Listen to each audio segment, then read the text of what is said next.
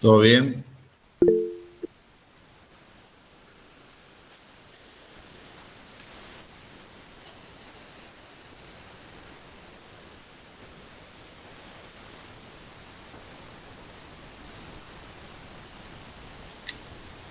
Bueno, ahí en el chat contestan que sí, Bien.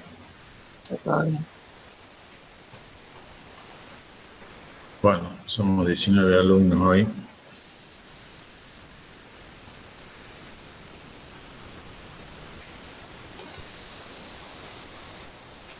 Vamos a ir La presentando. tardanza, la tardanza se debe a que estábamos esperando que se conecten más alumnos, porque si no hay que dejar de dar clase Bueno, me imagino que para ya están empezar. todos. Sí,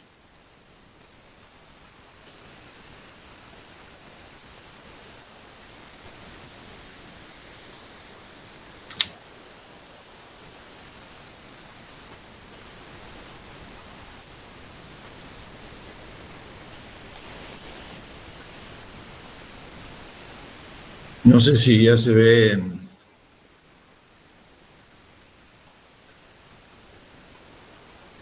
sí, ya se se ve ve. bien. Bien. Sí, sí se ve. Estaba probando si puedo avanzar con... Bueno, chicos, ¿alguna pregunta? ¿Alguna consulta que quieran hacer?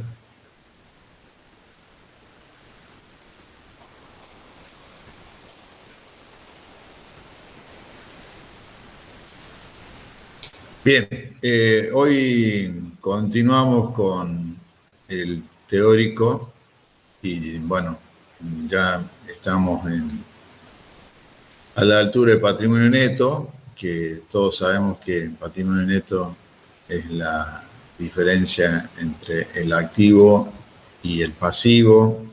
Si lo podemos llamar de otra forma, también podríamos decir que es la parte del activo que le pertenece a los dueños, una parte del activo que le pertenece a los dueños, y por ende sabemos que el patrimonio neto está representando todo lo que hace al aporte de los propietarios y a los resultados acumulados. Esas son las partes en las cuales se divide el patrimonio neto, ¿no?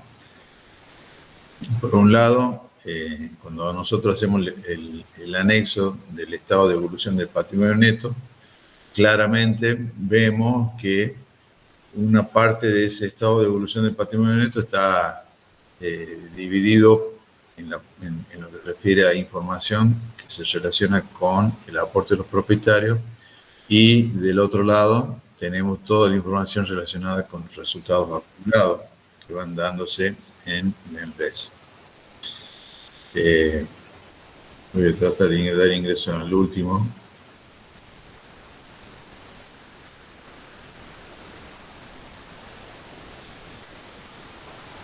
Bueno,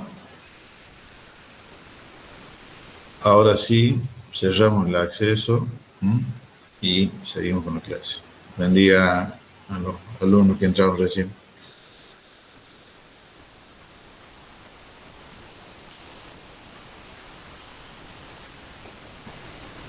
Bueno, entonces habíamos hablado de eso, de que el patrimonio neto se incluye tanto el aporte de los propietarios y los resultados acumulados. Indudablemente que el patrimonio neto eh, no tiene muchas operaciones, muchos hechos económicos que tanto como han sucedido o suceden en el pasivo y también en el activo. Pero puede pasar que en el patrimonio neto sucedan variaciones por montos importantes o por montos significativos. El activo y el pasivo suceden a diario hechos de poca cuantificación, algunos de importancia, que tienen una importancia eh, o es muy relevante, pero dentro del patrimonio neto no ocurren tantas operaciones como suceden dentro del activo y el pasivo, pero digamos, esas variaciones o esos hechos pueden llegar a ser significativos. para ir recordando un poco la composición de lo que es el patrimonio neto en lo que se relaciona a el aporte de los propietarios, siempre, obviamente, la variable principal que se encuentra dentro del patrimonio neto está relacionada con el capital. El capital vendría a ser el capital que ha suscrito el ente, ese capital suscripto y que luego fue integrado por los propietarios es el reflejo, ¿sí?, de la suma de voluntades de quienes integran el ente. ¿Qué hago con el nuevo? Odio a estos chicos. Bueno, son 23, ya somos 23, creo que no va a ingresar nadie más. Bueno, ya no ingresa nadie más por más que me suene el timbre.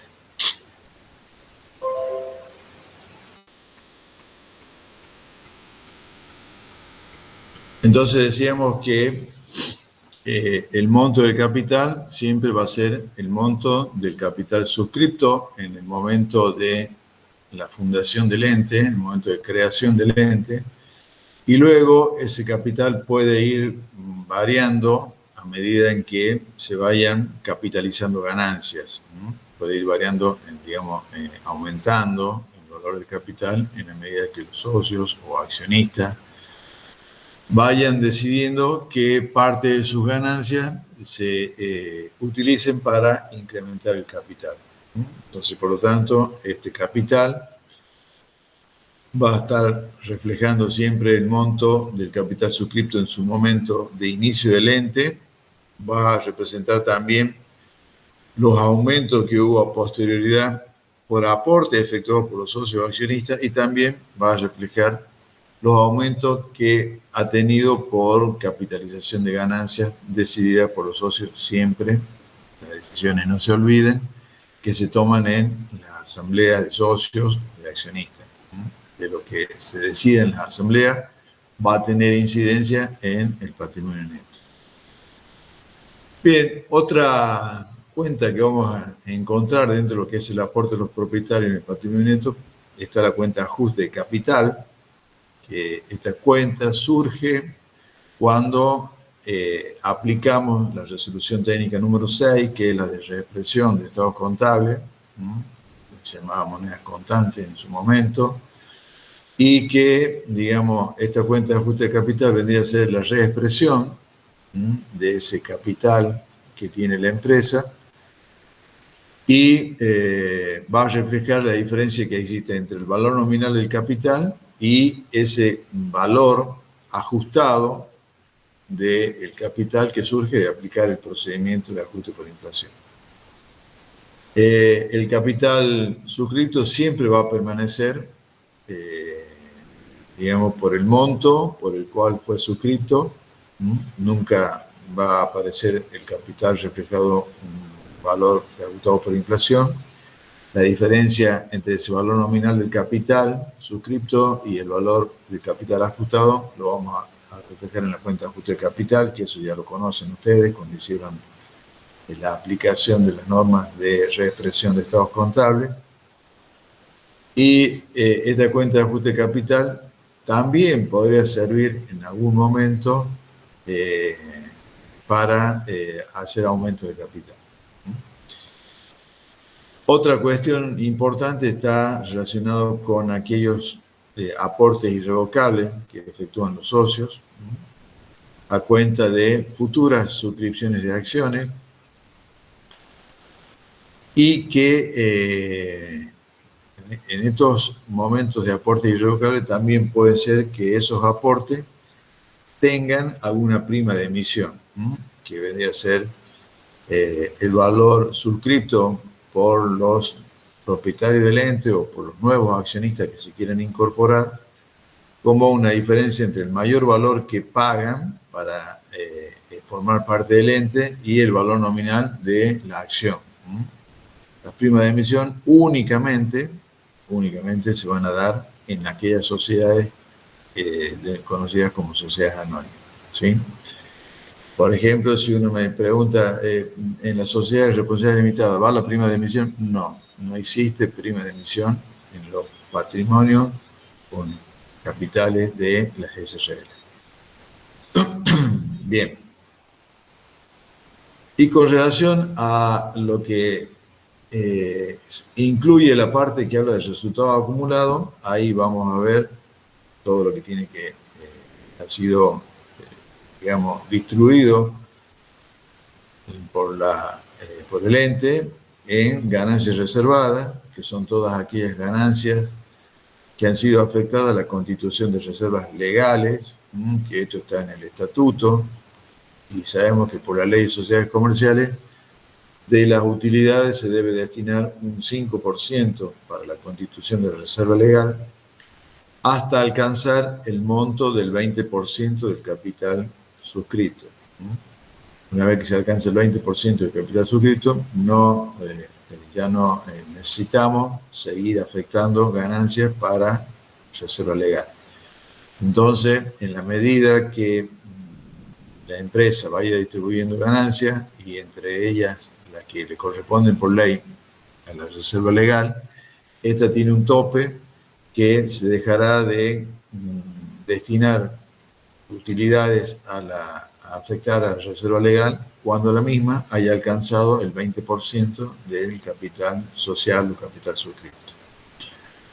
Pero sí podrá seguir afectando ganancia a otro tipo de reservas, que pueden ser reservas estatutarias, reservas para renovación de bienes de uso, por ejemplo,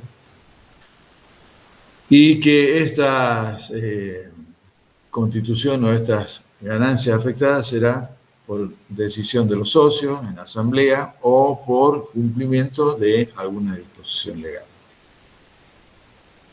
Esto en cuanto, digamos, a la constitución de reservas. También dentro de los resultados acumulados vamos a encontrar resultados diferidos, que son aquellos resultados que se deben diferir hasta que corresponda ser imputado por aplicación de alguna norma, es decir, todavía no se los afecta hasta tanto una norma establezca realmente cuándo y cómo se debe afectar esos resultados. Si existe una norma aplicable a un ente que implique que todos los resultados no se pueden distribuir y por lo tanto van a pasar a ser resultados diferidos para próximos ejercicios, se debieran estar en alguna columna, debe reflejarse el monto de lo que está pendiente de distribución en los próximos ejercicios. Estos resultados diferidos no son los mismos que los resultados no asignados. Los resultados no asignados constituyen resultados acumulados sin afectación específica, es decir, que todavía el ente no ha pensado qué hacer con esos resultados, están sin distribuir, pero están dentro del patrimonio neto. O sea, constituyen una parte de los resultados del ejercicio que no ha sido distribuido, ¿sí? Que todavía aún no ha sido distribuido. Y seguramente que en algún momento de la vida del ente, mediante asamblea de socios o de accionistas, se va a decidir qué hacer con esos resultados, pero que permanecen dentro del patrimonio neto como resultados no asignados. Y luego también consideramos como unos resultados acumulados como una ganancia reservada, los revalúos técnicos, que los revalúos técnicos son aquellos revalúos técnicos de bienes de uso que surgen de haber hecho una revaluación contable de los bienes, porque los mismos no reflejaban un valor de mercado. Entonces, este revalúo técnico que se hace a veces del valor de los bienes de uso, cuando, por ejemplo, se dan las condiciones que tenemos actualmente en nuestro país, que hay una alta inflación, que a veces la reexpresión de los bienes de uso, por más que uno la aplique, no llega a representar el valor que puede tener ese bien en el mercado. Entonces, como todavía un bien de uso, a pesar de estar revaluado por inflación, no llega a representar el valor del mercado porque está por debajo, a veces las empresas que necesitan dejar expresado el valor de sus activos no corrientes por un valor real, aproximadamente el valor que tiene en el mercado o en las jurisdicción donde el ente tiene sus actividades, practican un revalúo técnico de los bienes de uso y justamente ese revalúo técnico vendría a ser el mayor valor que existe entre el valor contable del bien en la contabilidad del ente, que está dentro del activo, y el valor obtenido por un revalúo técnico. Este revalúo técnico generalmente lo realiza un especialista, hacer este tipo de evaluaciones de los bienes, y que, como les digo, siempre este revalúo técnico va a reflejar un mayor valor de los bienes que contablemente el que tiene registrado la empresa. Entonces, ese mayor valor va a ir a parar, digamos, a una cuenta que se llama revalúo técnico, que representará, digamos, el mayor valor de los bienes y que se expondrá en el patrimonio neto. ¿Cómo sería el asiento, chicos? Sería, por ejemplo, hemos aumentado el valor de nuestras maquinarias porque no reflejan contablemente el valor que tienen en el mercado, aún siendo usadas. Sería un asiento donde debitaríamos maquinaria o equipo o rodados o inmueble o cualquiera de las cuentas que integra el rubro de bienes de uso, y la cuenta de contrapartida será reserva por revalúo técnico. Entonces ahí le damos un mayor valor al bien y como contrapartida creamos esta reserva de revalúo técnico que va a estar formando parte del patrimonio neto en la parte que habla de los resultados acumulados. ¿Se entendió, chicos? Esto ya lo deben haber visto.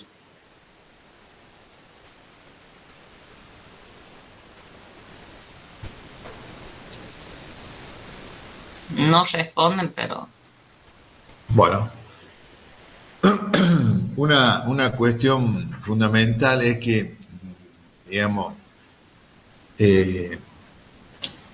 todas las transacciones que ocurren en el patrimonio neto, en cualquier periodo contable, son pocas, digamos, pero como le digo, pueden ser por montos significativos.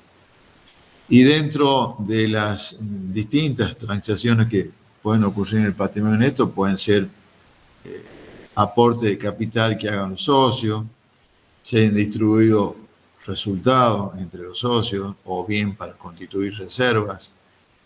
Y también se da el tema de los aportes irrevocables que suceden cuando, digamos, existe la posibilidad consensuada entre los socios de ir haciendo aportes a cuentas de aumentar el capital en un periodo corto de tiempo. Es indudable que existen, digamos, otros movimientos dentro de lo que es el patrimonio neto, como puede ser, por ejemplo, la distribución del resultado no en efectivo. Si yo distribuyo el resultado en efectivo, estoy haciendo una disminución del patrimonio neto, y que sucede a veces también que puede darse que si no tiene efectivo la empresa, se haga una distribución en acciones, por lo tanto, esto también se debe reflejar como otro movimiento, ya en este caso no cuantitativo de modificación del patrimonio neto, sino cualitativo, porque del rubro de resultados no asignados haríamos una disminución, y si distribuimos acciones habría un aumento del mismo monto en la cuenta de capital.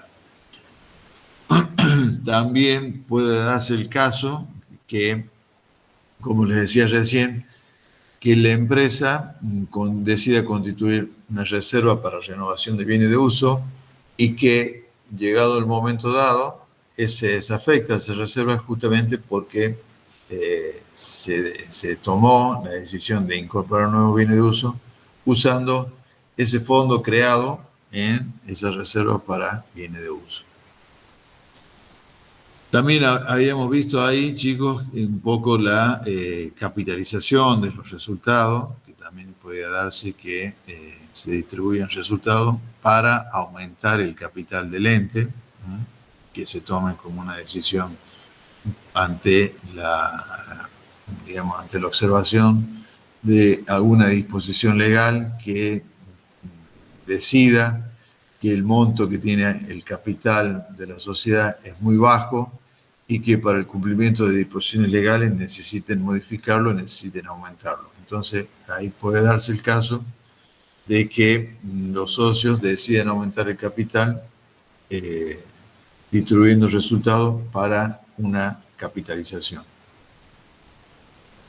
Y también puede darse el caso que dentro de los movimientos que ocurren en el patrimonio neto, que esto a veces no es que suceda todos los años, pero puede darse en algún momento, que el tema de los áreas, que eran los ajustes de resultados de ejercicios anteriores, y que pueda surgir en un momento dado porque se detectó después que se hizo el estado contable, se detectó que se evaluó mal algún determinado rubro del activo o del pasivo y por lo tanto es necesario corregir esa evaluación.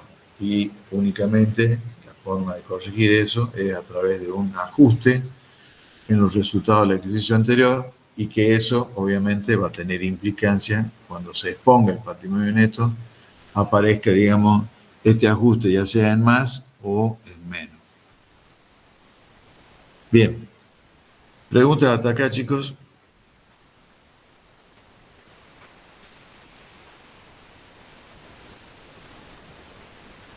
Bueno, Dicen que no.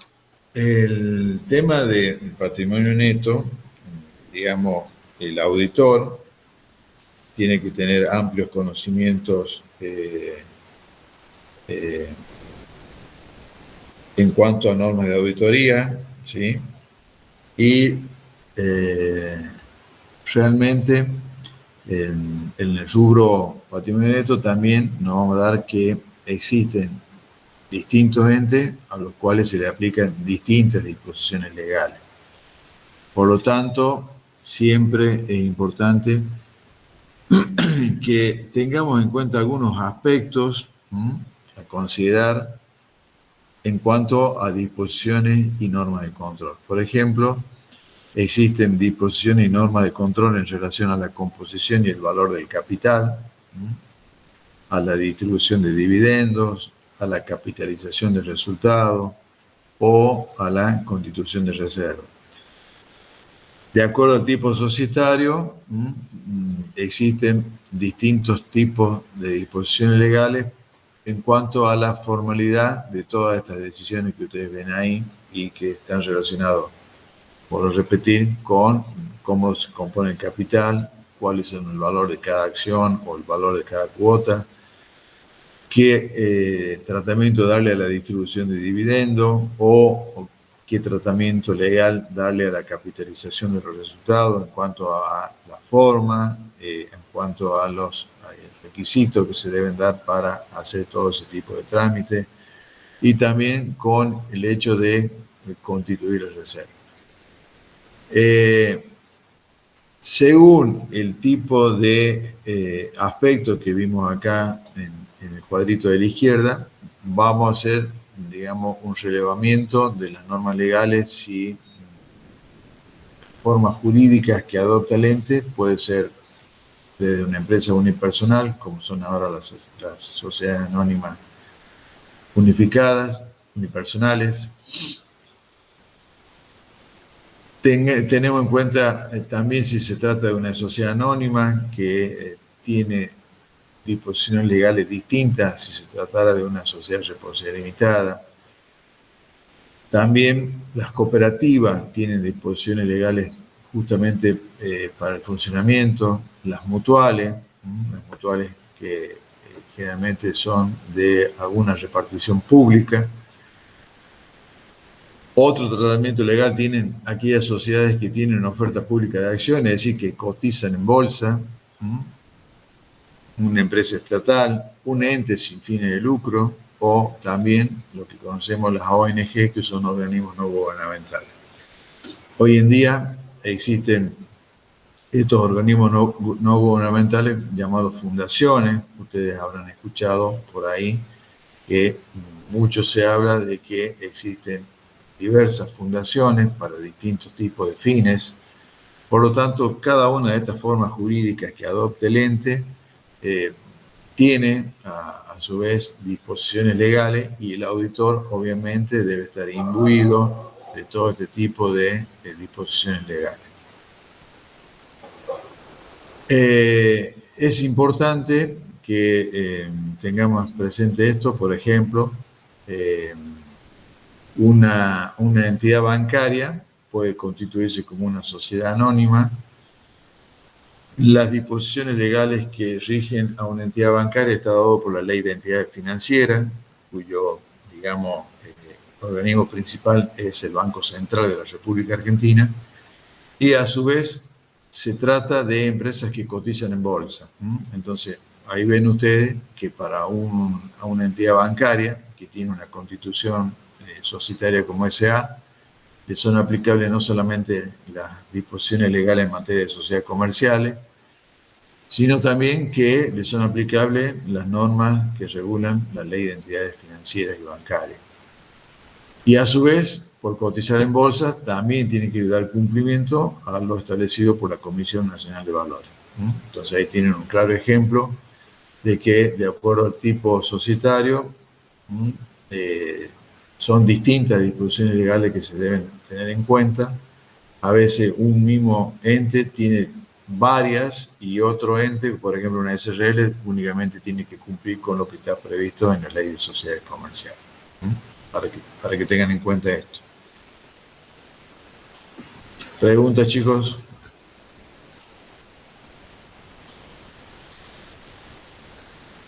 No, profe. Bueno, las afirmaciones que contiene el patrimonio neto. El patrimonio neto contiene, digamos, afirmaciones explícitas de cantidad, por ejemplo, cuando hacemos relación al monto de capital o al valor de cada una de las acciones en una sociedad anónima o el valor de una cuota parte en una SRL. Y también tenemos afirmaciones de calidad, es decir, qué tipo de acción constituyen el capital de una sociedad anónima.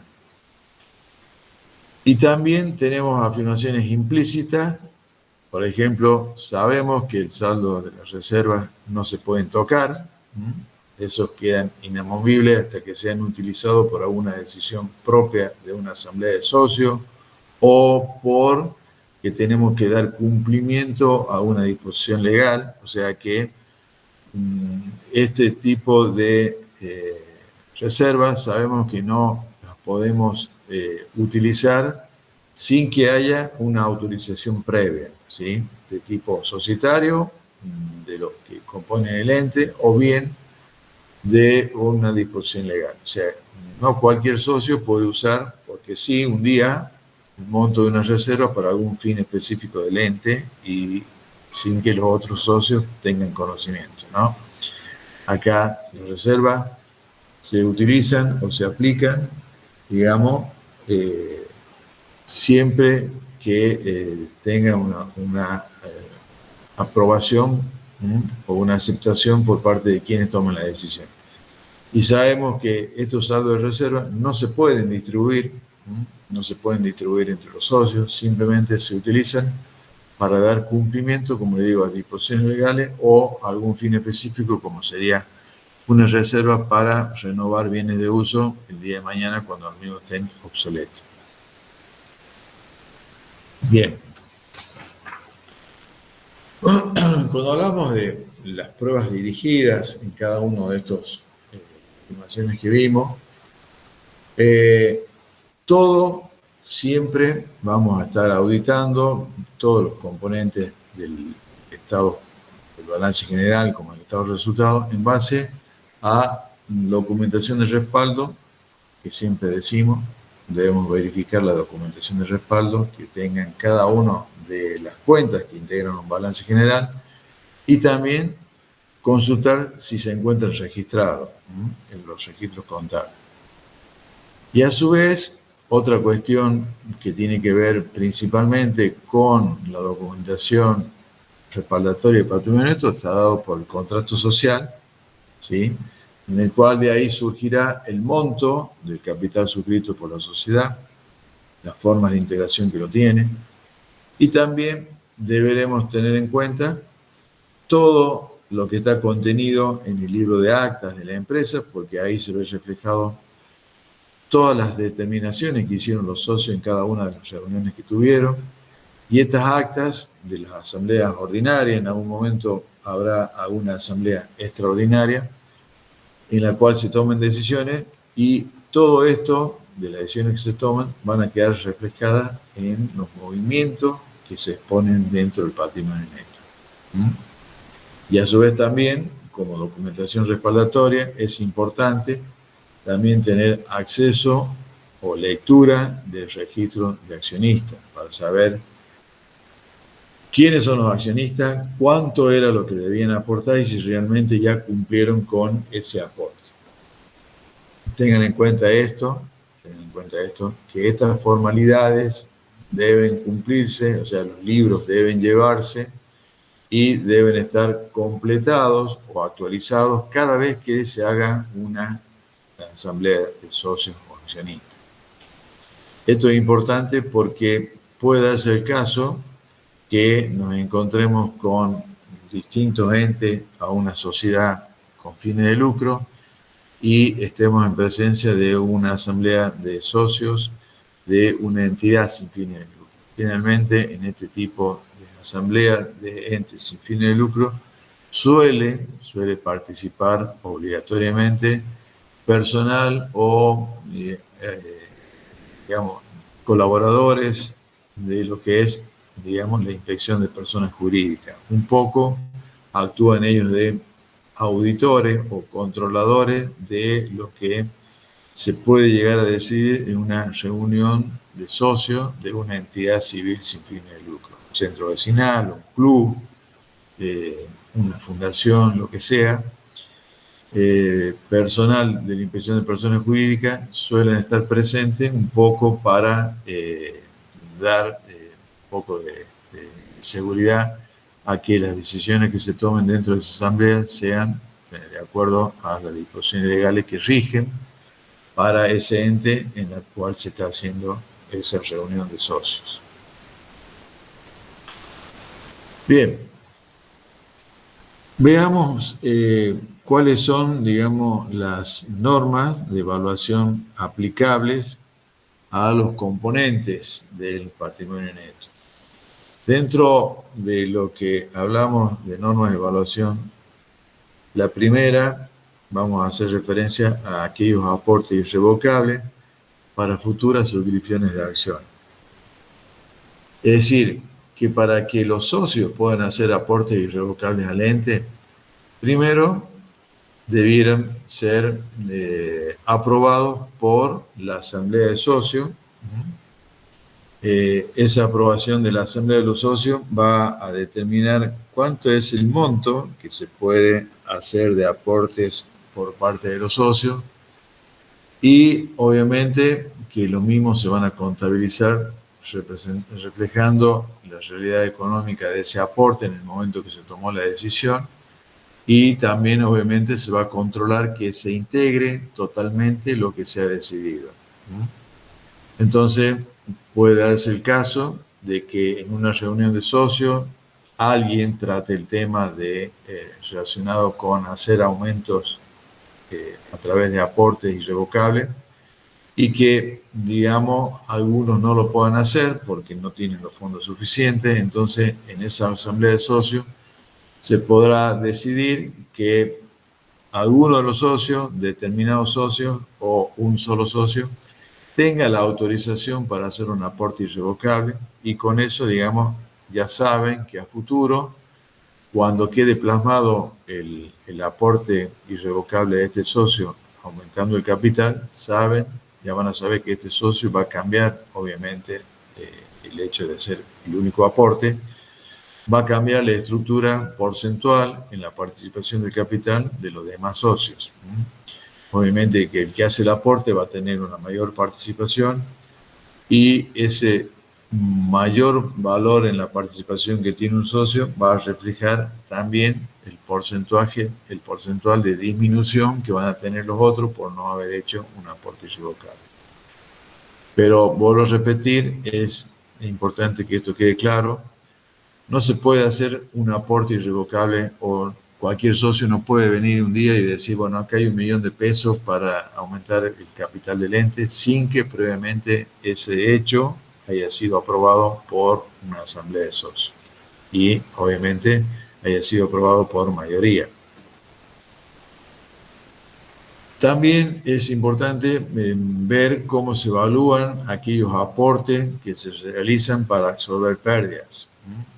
Estos aportes puede darse el caso de que en un momento dado, en un ejercicio económico, la empresa haya tenido pérdidas y que se decida por parte de los socios de hacer aportes para absorber esas pérdidas. Estos aportes de capital realizados para absorber pérdidas obviamente van a modificar los resultados no asignados, porque los resultados no asignados están reflejando un valor negativo. Si se hacen aportes de capital para absorber pérdidas, obviamente el valor de los resultados no asignados van a modificarse. Entonces, también acá debiera haber una autorización que provenga de una asamblea de socios donde se decida que para absorber la pérdida del ejercicio y que no quede un resultado no asignado negativo dentro del patrimonio neto, se decida que los socios realicen un aporte justamente para cambiar ese valor del resultado negativo y darlo vuelta hacia un resultado positivo o que quede en cero. Pero obviamente, así como hablamos recién de los aportes irrevocables, todos los aportes que se hagan para absorber pérdidas debieran estar previamente aprobados en una asamblea de socios. Otra cuestión fundamental con respecto a la evaluación es hacer una distinción entre aquellas acciones preferidas, rescatables, que por ahí se pueden considerar pasivos, y aquellas acciones de rescate opcional que ya conforman parte del patrimonio neto.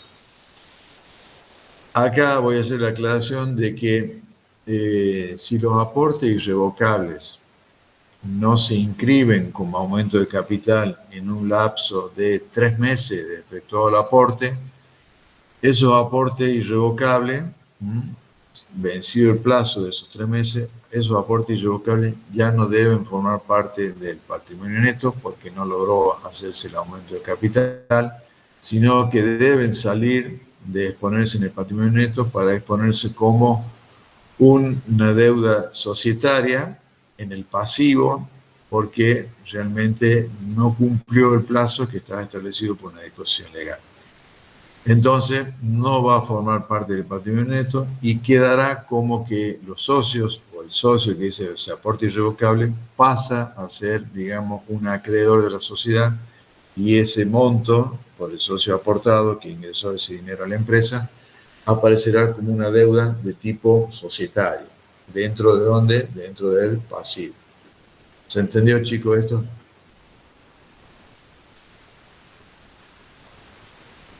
¿Sí? Sí, profe. Bien. En los momentos de inflación, como lo que tenemos ahora, todas las partidas se deben presentar ajustadas por inflación, salvo, como ya dijimos anteriormente, el valor de capital que va a permanecer por su valor nominal histórico. Y el importe del ajuste de capital, obviamente, va a ser reflejado en dicha cuenta. Entonces, esto hoy en día lo que estamos aplicando, vaya a saber por cuánto tiempo más, por cuántos años más, porque la inflación realmente no la van a poder bajar en el muy corto plazo. Entonces, vuelvo a repetir, chicos, vayan volviendo a estudiar o a retomar que todos los estados contables por un tiempo prolongado se van a tener que hacer todos ajustados por inflación. Bien, saliendo de lo que serían las normas de evaluación, vamos ahora a las normas que rigen en materia de exposición. Sabemos que el patrimonio neto, dentro del estado de situación patrimonial, se expone en un solo renglón. Esto ya lo hemos visto. Y que en ese renglón hacemos referencia al monto total del patrimonio neto, pero en ese renglón hacemos referencia que ese valor surge del estado de evolución del patrimonio neto, ¿sí? Surge del anexo, el estado de evolución del patrimonio neto. Entonces, en el estado de evolución del patrimonio neto va a mostrar todos los movimientos detallados de cada uno de los componentes del mismo, tanto de los resultados, tanto de los aportes de los propietarios como de lo que consideramos resultados acumulados. Los que hacíamos referencia recién a los áreas, es decir, los ajustes de resultados de adquisición anteriores, se exponen como un cambio al saldo inicial que tiene al comienzo del estado de evolución del patrimonio neto. Ahí, en la segunda línea del saldo del inicio, que van a ser los saldos al cierre del ejercicio anterior, ahí recién en esa línea se hacen y se colocan los montos de ajuste del ejercicio anterior, para que una vez, digamos, modificado los saldos iniciales por efecto del ajuste, vamos a tener los saldos ajustados contablemente al inicio del ejercicio, por haber, digamos, introducido dentro del estado de evolución del patrimonio neto algún hecho que es producto de un área, como decimos, un ajuste de resultado de adquisición. A partir de ahí, digamos, de determinar el saldo ajustado al inicio del patrimonio neto, quedarán reflejados los distintos movimientos ocurridos en el periodo y que hayan sido los que se resolvieron en la asamblea de socios cuando se aprobaron los estados contables. Ahí en esos movimientos aparecerán si hubo alguna distribución de resultados no asignados, si se afectaron para constituir reserva, si hubo distribución en acciones, si hubo decisiones que aumenten el capital del ente. Tengamos en cuenta que todas las cuentas del patrimonio neto se van a exponer por los saldos ajustados, como ya venimos diciendo, y que es importante también en alguna nota a los estados contables exponer cómo es la composición de la cuenta de capital social. O sea, dentro de la nota de los estados contables podríamos poner cómo es la composición del capital en cuanto a quiénes son los socios y cuánto es el porcentaje de integración que tiene cada uno en el capital social de la empresa.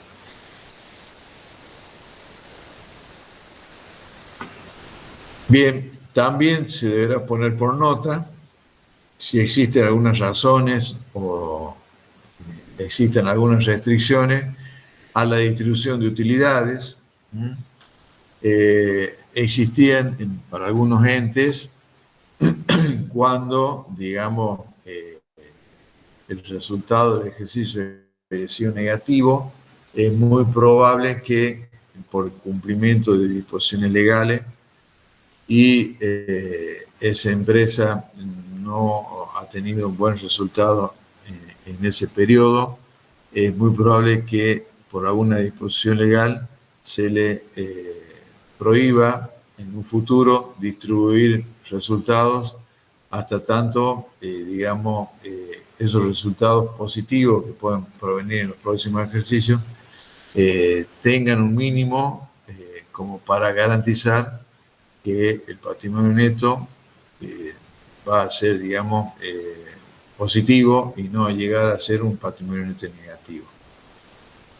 Cuando realmente un patrimonio neto es negativo, quiere decir esto que el pasivo es mayor que el activo y si ustedes recuerdan un poco los principios de contabilidad generalmente aceptados, uno de los principios hablaba de la empresa en marcha. La empresa en marcha es aquella empresa que sabemos que después de la fecha de cierre de ejercicio es aquella empresa que continúa trabajando, continúa desarrollando su actividad de forma normal y no existen, digamos, indicios de que vaya a tener algún problema de tipo económico o financiero que le impida continuar con sus actividades normales. Entonces, fíjense ustedes que si en un momento dado el patrimonio neto puede dar negativo, es decir, porque el pasivo es mayor que el activo, ahí estaríamos viendo como auditores si no se estaría digamos, afectando lo que dicen las normas contables, los principios contables en relación a la empresa en marcha. Si realmente al tener un patrimonio negativo, esta empresa podría seguir funcionando en un futuro. Esto se hace, obviamente, para salvaguardar los derechos que tienen los terceros en el ente, por obligaciones que el ente puede llegar a no cumplir con el pago de las mismas. Y también se hace por, digamos, precauciones que tienen que ver con la posibilidad de que esa empresa esté, digamos, pasando una situación financiera y económica mal y que deba regularizar a través de un proceso de concurso, ¿sí? Que, digamos, ya intervendrá la justicia y donde se nombrará un síndico para justamente ver qué está pasando dentro de esa empresa que está dando un valor negativo en su patrimonio neto. ¿Se entendió esta última parte, chicos?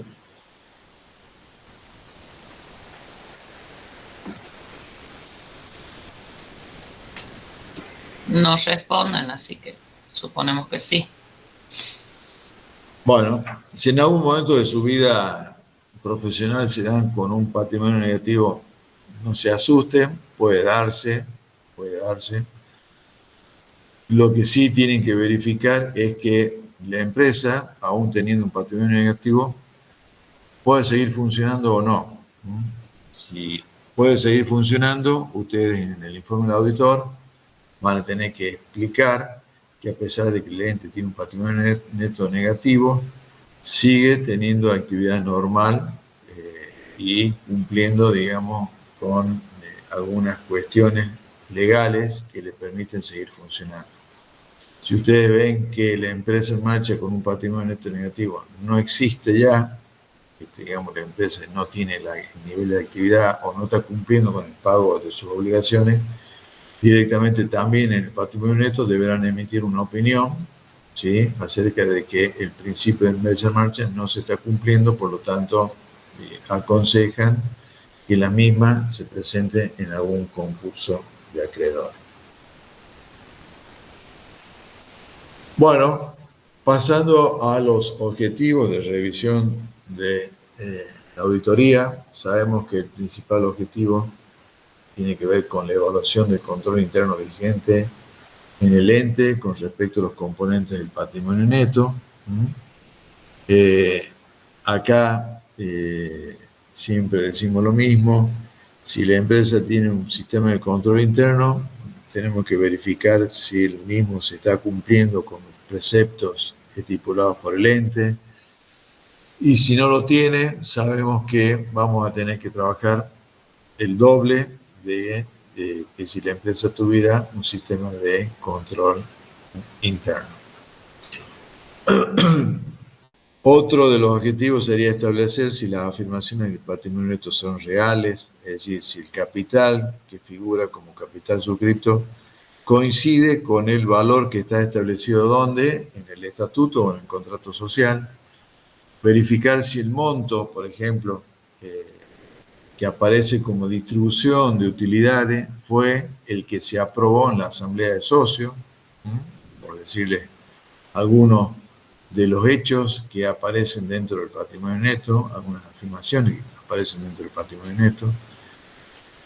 También tenemos que verificar si se omitieron registraciones contables que surjan de decisiones tomadas por los socios y que tienen afectación al patrimonio neto del ente. También deberíamos verificar si se cumplen con todas las disposiciones establecidas en la dirección y la asamblea general, es decir, si la asamblea decidió distribuir, vamos a suponer, 1 millón de pesos, ustedes debieran verificar si ese 1 millón de pesos ha sido distribuido y ha sido contabilizado realmente, y si ese es el valor que figura dentro de los movimientos del patrimonio neto en el ejercicio. También deberán verificar si se cumple con lo establecido en las normas de control, en cuanto acá, podríamos decir, con relación, por ejemplo, a la reserva legal, si se está constituyendo la reserva legal, ese famoso 5%, o si ustedes ven que no se ha distribuido o no se ha afectado fondos de los resultados hacia la reserva legal, debieran verificar si es que ya alcanzó el 20% del capital social, por lo que ese es el motivo por los cuales no se afectó de los resultados para constituir reserva legal. Todas estas cosas tienen que ver con el cumplimiento de las normas de control y que debemos estar, digamos, con amplios conocimientos sobre las cuestiones legales y que realmente son de aplicación para cuando se expone el patrimonio neto. Otra cuestión fundamental que es el tema de la evaluación y la exposición, de acuerdo a las normas contables vigentes. Cuando hablamos de normas contables vigentes se refiere a las normas de evaluación y a las resoluciones técnicas y también en lo que hace a exposición, que sería el cumplimiento de la RT8 y, en su caso, la RT9. Bien, hablando de control interno, en relación al control de los sistemas, dentro del ente, el sistema de control interno debiera prestar atención a que todas las decisiones que se toman en la Asamblea General de Accionistas o de Socios se deben transcribir en forma fiel, tal cual se ha resuelto en los libros rubricados de la empresa, es decir, los libros de actas, y que, supongamos, se ha decidido distribuir utilidades en el mismo momento que se aprobaron los estados contables, también debemos verificar que se haya tomado la decisión de distribuir, se le haya entregado los fondos a los socios o accionistas y obviamente esa entrega de fondos necesita de una registración contable. ¿Dónde? En el libro diario. Entonces, es importante eso, que si se ha tomado la decisión de distribuir utilidades, esta distribución de utilidades debiera estar registrada contablemente dentro de lo que constituyen los registros contables como libro diario. Pongo un ejemplo acá. Vamos a suponer que se decide distribuir dividendos en efectivo. El asiento que tengo que hacer es resultados no asignados, debitarlo por el monto total de los resultados a distribuir y utilizar la cuenta a dividendos a pagar en efectivo o a dividendos a pagar. Ese sería dejar reflejado la decisión de los socios en asamblea y que decidieron distribuir 1 millón de pesos entre los integrantes del ente. Ese sería el asiento del devengamiento de la decisión que se tomó en la asamblea. Posteriormente, cuando se haga el pago, obviamente vamos a debitar la cuenta de dividendos a pagar y la cuenta de contrapartida, obviamente, va a ser la cuenta corriente de banco, es decir, porque seguramente se ha entregado un cheque o se ha hecho transferencia de fondos, ¿sí?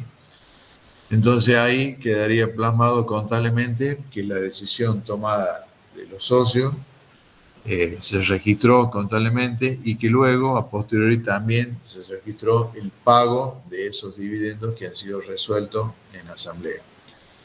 Entonces, cuando nosotros hagamos la cuestión de la evaluación, el control de lo sucedido, en el patrimonio neto debiera aparecer con signo negativo el monto de ese 1 millón de pesos restado de lo que aparece en la columna de resultados no asignados.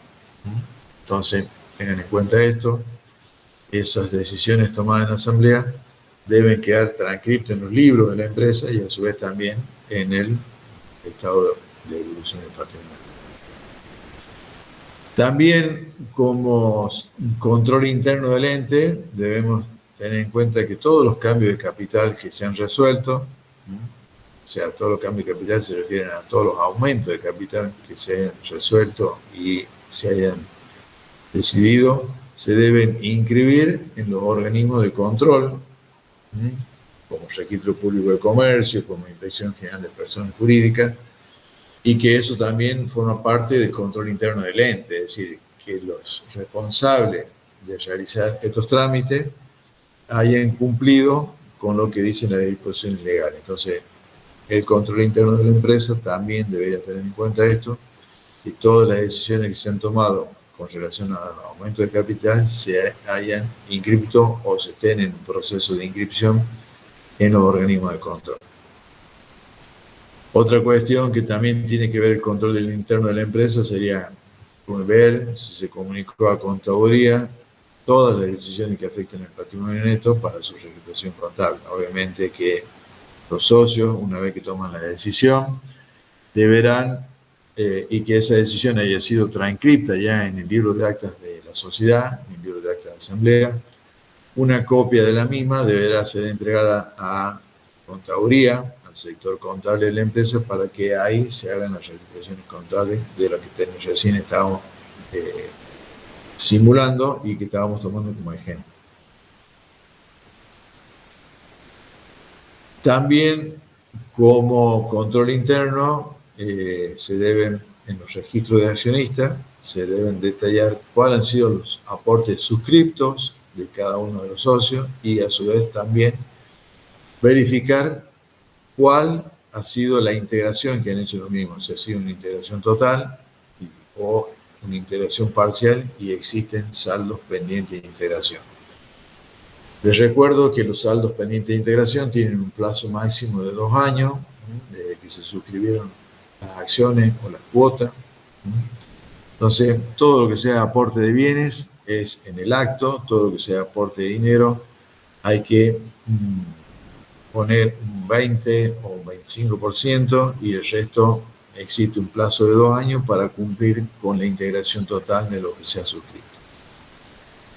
También es importante que dentro de la empresa o la empresa realice conciliaciones periódicas de los socios con los saldos contables que tienen lo mismo, más que todo relacionado con aquellos socios que no cumplieron totalmente con su periodo, su integración.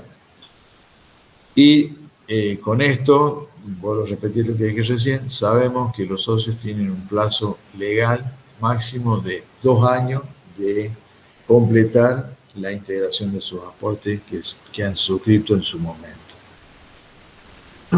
Otra cuestión fundamental es que si existen acciones propias del ente que se encuentran en cartera, también debe haber un registro y que las mismas también se encuentren prenumeradas y obviamente custodiadas por algún responsable a los fines de evitar que se pierdan o que alguien tome, digamos, la decisión de retirarlas en una acción que va a perjudicar a los demás socios o accionistas del ente.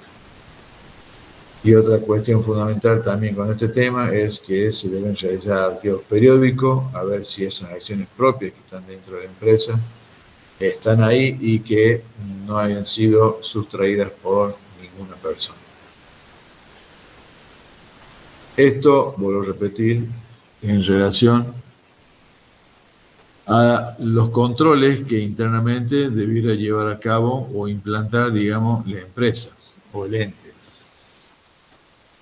Ahora aparecen los riesgos inherentes, estos riesgos inherentes que son propias de la actividad del ente y que están, digamos, pueden llegar a afectar, digamos, el sistema de control interno. Estos riesgos inherentes pueden deberse a que existan diferentes y variadas normas o disposiciones legales que la empresa tiene que cumplir y que no las está cumpliendo. Puede también existir complejas disposiciones legales, contractuales o de organismos de control que se deben también cumplir y que no las están cumpliendo. Entonces, hay que tener en cuenta esto porque justamente pueden llegar a afectar en un momento dado, digamos, la actividad normal del ente por no cumplir estas disposiciones legales. Entonces acá puede pasar que el auditor posea escaso conocimiento sobre este tipo de leyes que digamos, consideran al ente auditado y que no esté detectando si se están cumpliendo o no. Entonces, como siempre digo, el auditor es un profesional que reúne todos los conocimientos que tienen las distintas ramas de la ciencia económica. Debe conocer de contabilidad, de impuestos, de laboral, societario, etc. Entonces, todas las ramas de la ciencia económica deben estar en la cabeza de la persona que hace auditoría. También es un riesgo inherente que el capital del ente esté compuesto por diferentes tipos de acciones, por lo tanto acá es importante que se puedan diferenciar y detectar cómo está compuesto el capital de esta sociedad cuando la composición del mismo esté conformado por distintos tipos de acciones. Y también las acciones pueden tener distintos tipos de votos. Entonces es fundamental eso. También puede darse que dentro de los riesgos inherentes del ente existan numerosos e importantes movimientos en las cuentas de ajuste de resultados del ejercicio anterior. Yo les he dicho a ustedes recién que los áreas son registraciones excepcionales en la vida de una empresa y que puede darse que en algún momento dado se haya procedido a cometer un error involuntario, obviamente, y que esto haya, digamos, afectado la evaluación o la exposición de un rubro de los estados contables. Pero si ustedes ven a diario, digamos, ven en todos los ejercicios que existe la cuenta de ajuste de ejercicios anteriores, seguramente van a estar leyendo algunos de las fallas que tiene el sistema de control interno del ente porque no se cumple o no se realizan de una manera eficiente algunas registraciones contables y que luego son subsanadas por estos ajustes de ejercicios anteriores. Y también otro de los riesgos inherentes al ente es que existan compromisos de aporte por parte de quienes integran el ente y que todavía no han sido realizados. Todo esto, vuelvo a repetir, son riesgos inherentes por el tipo de actividad del ente, por la ubicación del ente o por, digamos, el tipo jurídico que haya adoptado como característica del ente formado. A su vez, a estos riesgos inherentes les tenemos que sumar los riesgos de control, que un poco hablábamos hace un ratito, hablábamos del control de los sistemas, y estos riesgos de control pueden ser que en los libros de acta no se hayan transcrito las decisiones de los órganos directivos, es decir, puede ser que se hizo una asamblea de socios y que luego esa asamblea de socios no haya sido transcrita en el libro de acta. Generalmente cuando se hacen las reuniones de socios se trata de grabar el audio de la reunión para no perderse ningún detalle y también a veces se transcriben esas decisiones en un borrador que luego ese borrador son transcriptas al libro de acta del ente y que por alguna cuestión X no haya sido transcripta en algún momento una reunión de socios en el libro de acta. Entonces puede darse eso, que no se haya detectado por una falla en el control interno del ente de que una reunión de socios no se encuentre transcripta en el libro de acta. Y que puede pasar esto también, que una decisión de socios que no ha sido transcrita en el libro de acta lleve a que en la reunión de socios siguiente se tomen decisiones y se transcriban, por lo tanto ya no va a haber lugar para incorporar esa acta que no fue transcripta en su momento y que la omisión podría haber sido por una cuestión involuntaria de la empresa o porque realmente no hubo voluntad de transcribir esa acta en los libros de la empresa. Todo esto puede ocurrir en cualquier empresa. Bien, a lo mejor también, así como no se transcribe en acta, puede que existan los libros de socios dentro de la empresa, los libros de accionistas, y que no estén completados. Está el libro de accionistas, pero no están completados, es decir, no sabemos quiénes son los accionistas y qué cantidad de acciones tienen.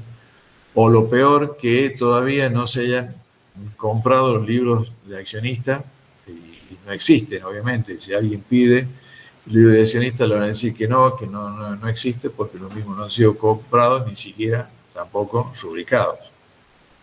Por lo tanto, también es una falla de control interno del ente que no existan los registros de socios. Obviamente, ustedes conocen desde que empezaron a hacer contabilidad que los libros obligatorios vienen el libro diario, el libro de inventario y balance y el libro de acta de socio.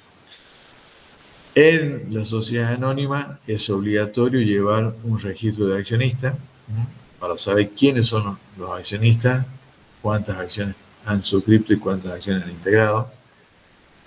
O también puede darse el caso que ese registro de socios en una entidad como una fundación o como un club es importante para saber quiénes son los que tienen derecho a participar siempre de las reuniones de socios. Bien, otra falla de control interno en el ente puede ser que existe un inadecuado resguardo de las acciones propias en cartera, que no se estén, digamos, bajo ninguna persona con responsabilidad de custodia, que tampoco existan arqueos periódicos de esas acciones propias en cartera, que tampoco se encuentren prenumeradas, como habíamos dicho anteriormente. Es decir, todas estas cuestiones están reflejando fallas de control interno.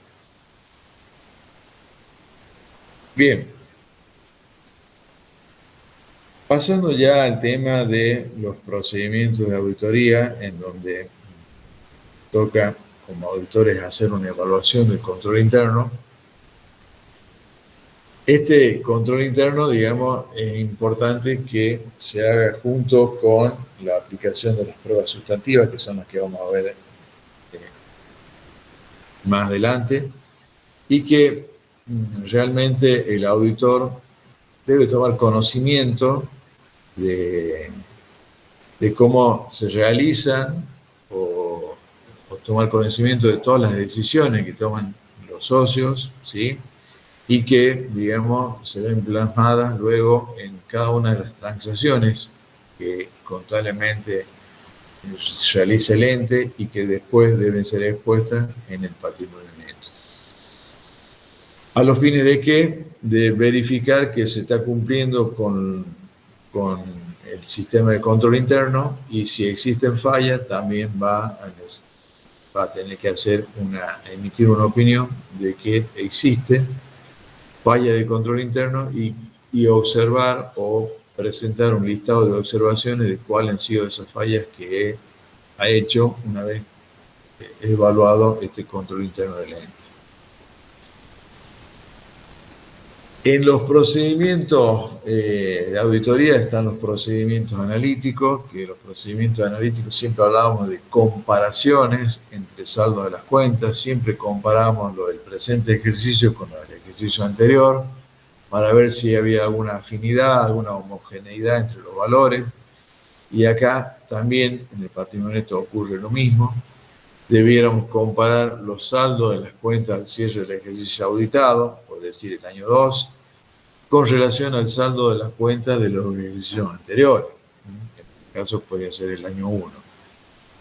Este procedimiento analítico de comparación de saldo nos pueden ayudar a detectar si hubo algunos movimientos dentro del patrimonio neto que nos llamen la atención, y de esa forma proceder a aplicar todos los procedimientos de auditoría, todas las pruebas de cumplimiento o todas las pruebas sustantivas, a los fines de detectar cuáles han sido, digamos, esos movimientos que se reflejan tan solo comparando los saldos que tiene el estado de evolución del patrimonio neto.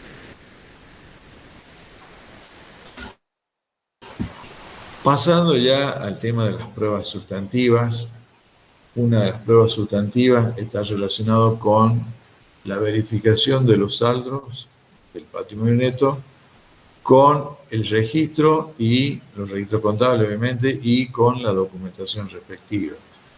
Tenemos que verificar la evaluación de cada uno de los componentes, teniendo en cuenta cuáles son las normas vigentes en materia de evaluación. Y empezamos con el aporte de los propietarios, y dentro del aporte de los propietarios sabemos que está el capital social. Y este capital social debe reflejar, digamos, el monto que surge del contrato social o de la ley de creación de este ente, si se tratara de un ente público, una sociedad del Estado, y luego también analizar los incrementos que pueden haber tenido estos montos de capital y también verificar si estos incrementos hayan surgido de decisiones tomadas por los socios. Por lo tanto, acá también es importante que estas decisiones de modificar el capital para ampliarlo hayan quedado reflejados en un acta y que luego esa acta haya servido para que la sociedad, así como inscribió el estatuto con el capital nominal original en su momento, también se debe hacer el trámite de inscripción en el Registro Público de Comercio de esos aumentos que hayan sido decididos con posterioridad a la fecha del estatuto original.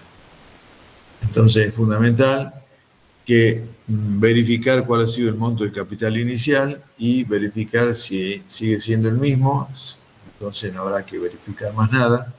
Y si es distinto el monto del capital inicial establecido en el estatuto con el que contiene los estados contables, verificar si esos incrementos que se han hecho de capital han sido debidamente inscriptos en el Registro Público de Comercio en base a decisiones societarias o surja de alguna otra ley si se trata de alguna sociedad del Estado.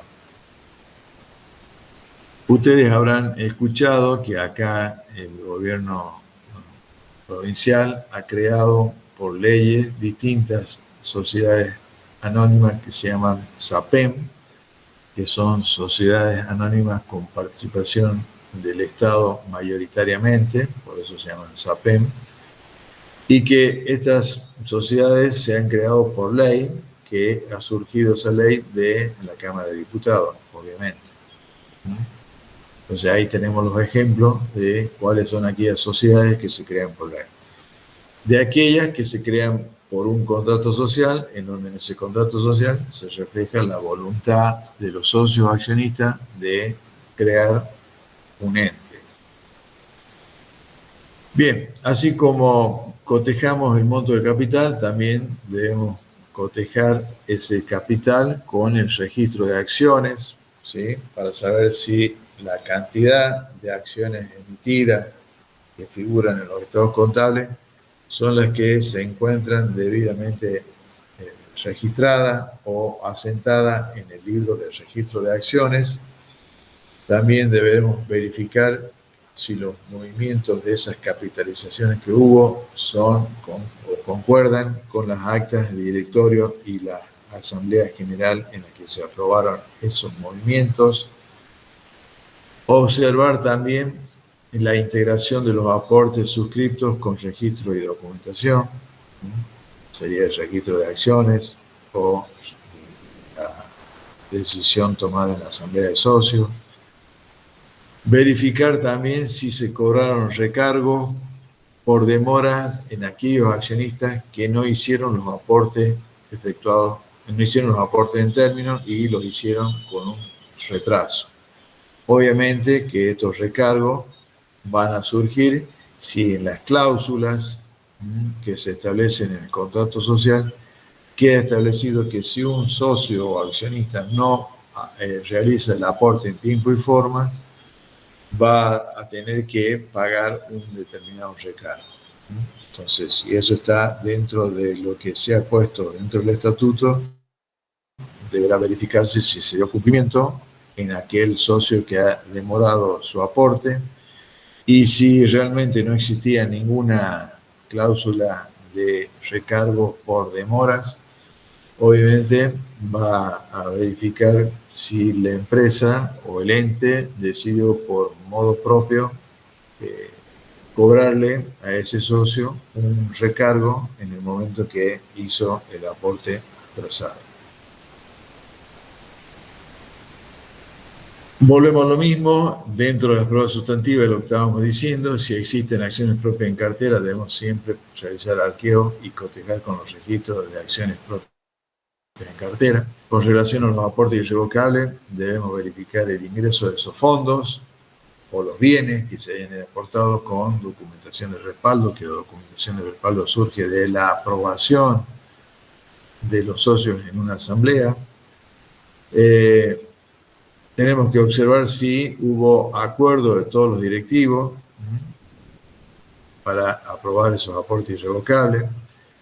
Tenemos que obtener también una confirmación escrita del accionista aportante de que realmente él hizo el aporte irrevocable porque se lo permitió una reunión de socios, una asamblea, y por eso mismo él confirma que ese monto que ingresó de dinero al ente es reflejo de esa decisión tomada en la asamblea. Obviamente que si hablamos de distribución de ganancias, debemos verificar que se hayan entregado los fondos a los socios o accionistas, o bien se hayan entregado las acciones correspondientes, si hubo una distribución de utilidades en acciones. También debemos verificar las fechas de pago y los registros contables, el ejemplo que estábamos dando hace un ratito.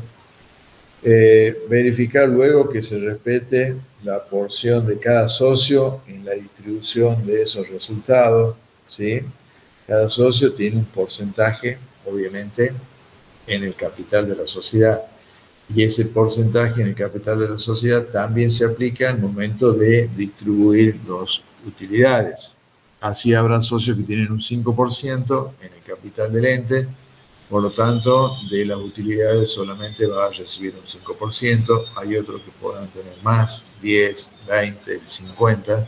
Entonces, eso es verificar que en la distribución de las utilidades se haya respetado el porcentual que tienen de participación los socios en el capital de la empresa. También deberá verificar, y esto en cumplimiento de normas legales, si existen retenciones impositivas en la distribución de los socios. Hoy en día, les comento, chicos, esto lo puse a propósito, cada vez que una sociedad distribuye dividendo, debe hacerle una retención de ganancia a cada uno de los beneficiarios de esos dividendos y luego de esa retención de ganancia depositarlo en la cuenta de la AFIP a través de un BEP. Y también verificar que se hizo, si se hicieron pagos con bienes de la empresa, verificar su evaluación al momento de la entrega de estos bienes.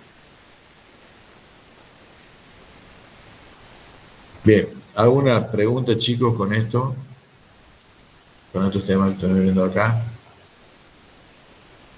Bien, estas son todas, vuelvo a repetir, estas son todas las tareas que como auditores nos toca llevar a cabo cuando estamos verificando las afirmaciones que contiene el estado de evolución del patrimonio neto, ya sea en la parte de aporte de los propietarios o en la parte que refleja los resultados acumulados. Pasando a las reservas, también debemos verificar que su constitución, ¿sí?, se corresponda con lo establecido en el estatuto o en las actas de directorio. Y acá puede haber reservas legales, que son esas que están establecidas en la ley de sociedades comerciales, voluntarias, que se crean a partir de una asamblea de socios, como puede ser una renovación de uso, o reservas estatutarias que también quedan reflejadas en los estatutos, contratos sociales del ente y que se le puede dar el nombre que sea, pero sabemos que es en cumplimiento de lo que se ha pactado en el estatuto.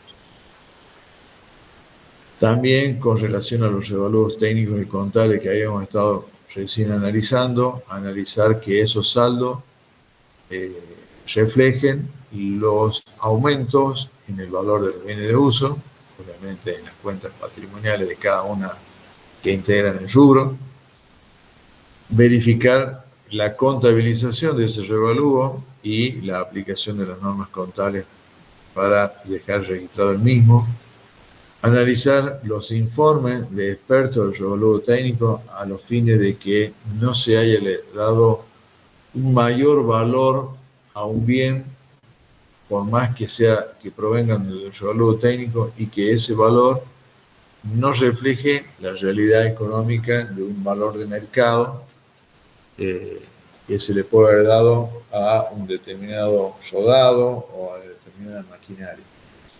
Acá es importante que hagamos la verificación matemática en cuanto a cálculos, sumas, ¿sí?, en relación a los valores contables que se han registrado utilizando este tipo de decisiones, como ser la de hacer un revalúo técnico y que ese mayor valor refleje una reserva y con esto aumente no solamente el valor de mis activos, sino que aumenta en la misma proporción el valor de mi patrimonio. También es importante, con relación a los accionistas, analizar los procedimientos realizados para verificar el saldo de la cuenta, verificar si existen saldos pendientes de integración, ¿sí?, verificar si existen recargos financieros por no dar cumplimiento en tiempo y forma a esos aportes, y también verificar los aportes que no han sido integrados al cierre y los motivos que les llevó a los accionistas a no realizar esos aportes en tiempo y forma. ¿Vamos bien, chicos, hasta acá?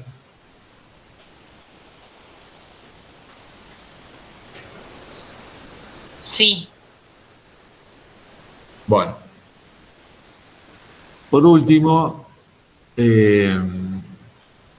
una cosa también es importante, me estoy acordando en este momento, volviendo al tema de los accionistas, es que si vemos que en la contabilidad surge la cuenta de accionista con saldos pendientes de integración, otra de las formas de controlar si son reales esos montos pendientes de integración es enviarle una confirmación al accionista a los fines de que conteste si realmente todavía tiene montos o saldo pendiente de integración al ente, ¿no? Acá el accionista nos va a ayudar a corroborar si existen fallas en la registración contable del ente y no ha sido registrado su aporte, o si ha sido registrado su aporte, cuál ha sido el error en la contabilización del mismo, ¿no? Entonces, es importante eso, que también al accionista le estemos enviando una confirmación. Acá, dentro de las pruebas sustantivas, cada vez que nosotros estamos, digamos, auditando una cuenta del patrimonio neto, tenemos que tener vista cuáles serían las cuentas que están relacionadas con esa cuenta de patrimonio neto. Por ejemplo, la cuenta de capital, sabemos que las cuentas relacionadas serían los accionistas. Si no existe la cuenta accionista, quiere decir que ya no hay saldos pendientes de integración, que los mismos han sido integrados totalmente. No se olviden ustedes que el capital, la cuenta capital, refleja el monto de la suscripción, no refleja el monto de lo que se va integrando, sino que refleja el monto total suscripto por todos los socios, ¿sí? Y la cuenta accionista va reflejando todos los saldos pendientes de integración. Entonces, nosotros cuando hacemos el asiento, en su momento de constitución del ente, hacemos accionista a capital suscripto por el monto total de la suscripción, y esa cuenta de capital queda reflejada en el patrimonio neto por el valor establecido en el patrimonio, en el contrato social, y la cuenta accionista refleja los montos que van a aportar.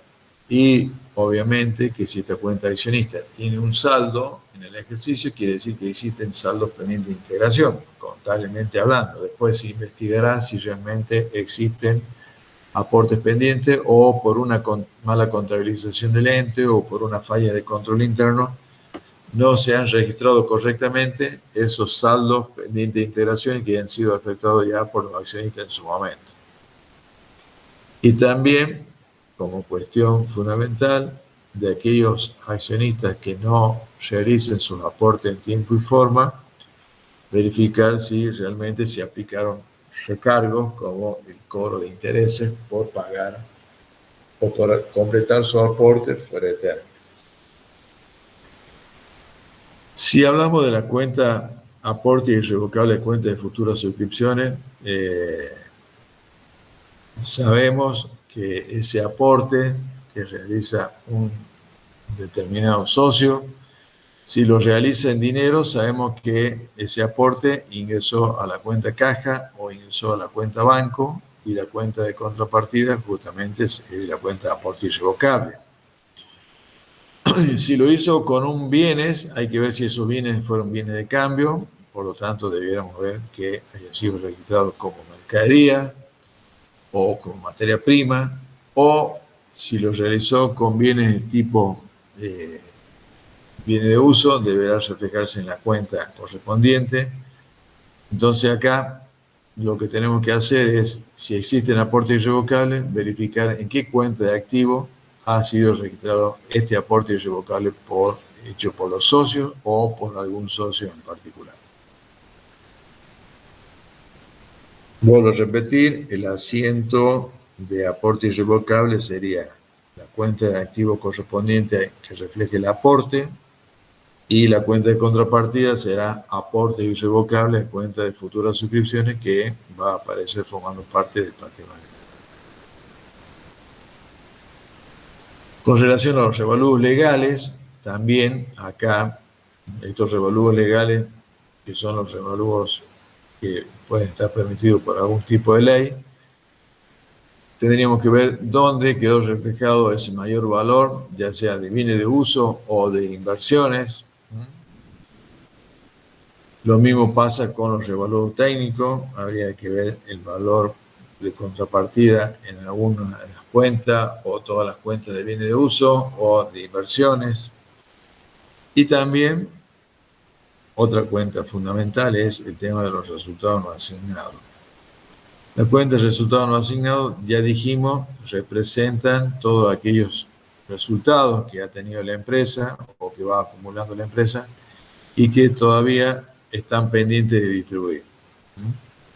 Entonces, habría que ver si es que en algún momento esta cuenta de resultados no asignados, si ha tenido decisiones de distribuir, que los registros contables reflejen un poco esas decisiones tomadas en la asamblea. Por último, con relación a la cuenta de ajuste de resultados de ejercicios anteriores, la cuenta relacionada va a ser una cuenta patrimonial tanto de activo como de pasivo que origina, digamos, el ajuste en el estado de evolución del patrimonio neto. Entonces, no se olviden esto, esta cuenta patrimonial va a reflejar tanto en el activo o en el pasivo el ajuste proveniente de esa línea que estamos introduciendo en el estado de evolución del patrimonio neto como un ajuste de los saldos al inicio. Bien, por último, nos queda verificar la correcta exposición de los componentes del patrimonio neto conforme a las normas vigentes, siempre observando que tanto en la evaluación como en la exposición resulten uniformes con las normas que se hayan aplicado en el ejercicio anterior. Siempre digo esto porque puede pasar que en algún ejercicio uno cambie el criterio tanto de evaluación como de exposición, o también cambiar el criterio de evaluación y el de exposición, y que estos cambios deben quedar reflejados en una nota dentro de los estados contables. No se olviden nunca de esto. que les puede pasar a ustedes es que, digamos, reciban un estado contable para hacer auditoría y el ejercicio anterior a la auditoría la haya hecho otro profesional. Entonces ustedes ya de entrada tienen que ver qué norma de evaluación y disposición aplicó el ente en el ejercicio anterior y que hayan sido ratificadas por un informe del auditor, y en relación a lo que ustedes van a decidir para aplicar como norma de evaluación y disposición. Si ya aplican las mismas normas que el profesional que auditó el ejercicio anterior, no habrá problema. Si ustedes cambian o toman las decisiones de aplicar otras normas de evaluación y disposición, ese cambio deberá quedar reflejado en las notas, los estados contables, para hacer referencia a que no se cumple con el principio de uniformidad en la aplicación de las normas contables. Bien, chicos, con esto estamos terminando, digamos, la unidad de patrimonio neto. Mañana nos vamos a ver en la universidad para hacer el tema de lo práctico de pasivo. Y ya la semana que viene, el lunes, desgraciadamente tenemos feriado, y el miércoles pensamos hacer una clase de práctica de repaso de temas que van al parcial. Si ustedes creen conveniente, sería importante que lo manifiesten en el chat, en el grupo de WhatsApp, qué temas o prácticos quisieran que el miércoles desarrollen. ¿Les parece?